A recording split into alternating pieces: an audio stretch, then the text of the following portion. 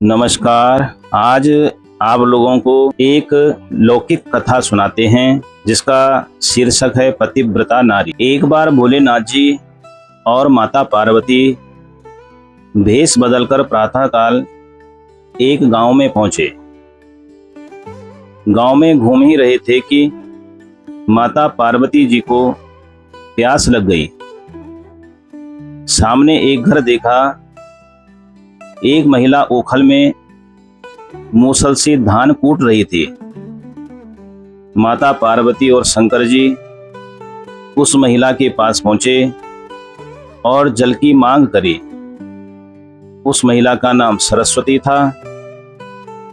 उस महिला ने जैसे ही सुना कि मुझसे ये लोग पानी मांग रहे हैं, तो वो मूसल हवा में छोड़कर ही जल लेने अंदर चली गई।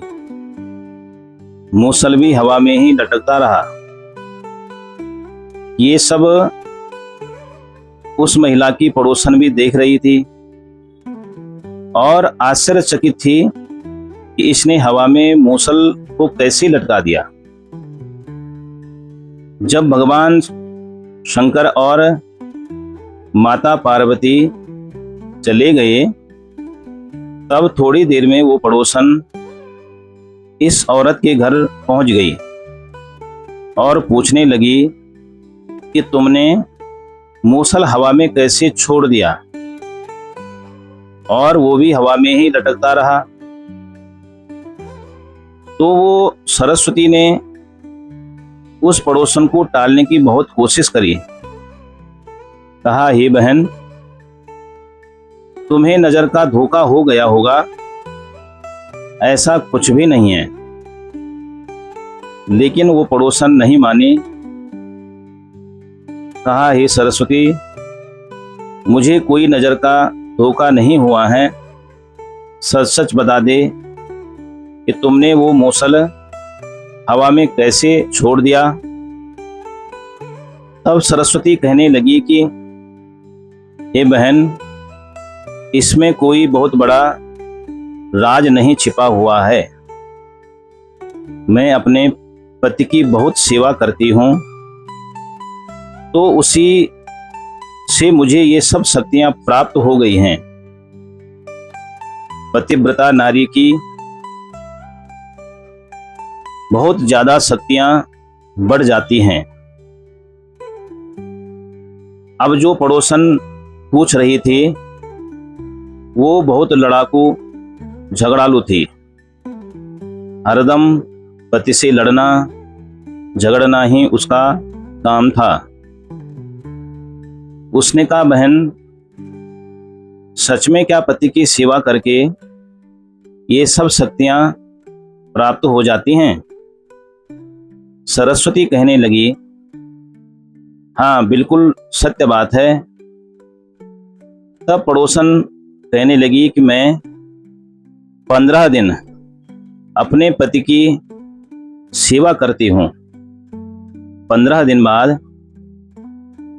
जब मैं मूसल से कुछ कूट रही होंगी, तो तुम मुझसे कुछ मांगने आ जाना। पहले तो सरस्वती ने बहुत समझाया कि बहन, दिखावा करने की कोई जरूरत नहीं होती। सेवा तो मन से होती है। लेकिन जब वह पड़ोसन नहीं मानी, तो सरस्वती ने हामी भर दी। आज शाम को उस पड़ोसन के पति जब घर पहुंचे, तो वो तुरंत अपने पति की सेवा में जुट गई। पति घबराया कि आज ये उल्टी गंगा कैसे बह चली। कल तक तो मेरे घर पहुंचते ही ये लड़ना झगड़ना शुरू कर देती थी। कहीं वो कहावत तो सही नहीं होने वाली कि हलाल करने से पहले बकरे को खूब खिलाया पिलाया जाता है। पति ने डरते डरते पूछ ही लिया, हे देवी, आज आपकी तबीयत ठीक ठाक है ना? क्या बात है, आज मेरी बड़ी सेवा हो रही है। पत्नी बोली, ऐसा कुछ नहीं है जी, आज हमारे गांव में कुछ साधु संत आए थे। उन्होंने कहा कि अपने पति की खूब सेवा करनी चाहिए, पति ही परमेश्वर है, ऐसा मानना चाहिए। इसलिए अब आपसे लड़ना झगड़ना सब बंद। आज से आपकी बड़ी सेवा होगी। पतिदेव बड़े खुश हो गए, सोचने लगे, काश वो संत महात्मा कुछ साल पहले ही मेरे घर आ जाते। पर चलो, दुर्घटना से देर भली, देर आई दुरुस्त आए। अब तो पतिदेव की खूब सेवा होने लगी। पति ऑफिस से घर आते तो जलपान तुरंत हाजिर कर देते। पति की मनपसंद के पकवान तैयार करने लगी और बड़े प्रेम से पति को परोसती, उनके चरण दबाती और बड़ी सेवा करने लगी। पति भी खुश। ऐसा करते करते 15 दिन हो गए। तो एक दिन सायंकाल सरस्वती को इशारा किया कि तुम आओ कुछ मांगने के लिए। मैं ओखल में मूसल से कुछ कूटती हूं। इतना इशारा करने के बाद वह मूसल से ओखली में धान कूटने लगी। कुछ देर बाद सरस्वती पहुंची। बोली, बहन मुझे एक साड़ी दे दो, मुझे कहीं शादी में जाना है, 1 दिन बाद लौटा दूंगी। जैसे ही पड़ोसन ने ये सुना, मूसल हवा में ही छोड़ दिया।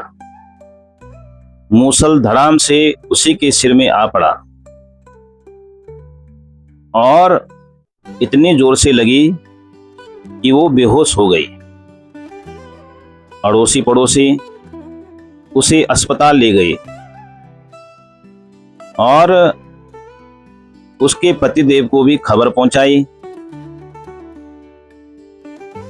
जैसे ही पति ने सुना कि पत्नी बेहोश हो गई तो वो भी दौड़ा दौड़ा अस्पताल पहुंचा।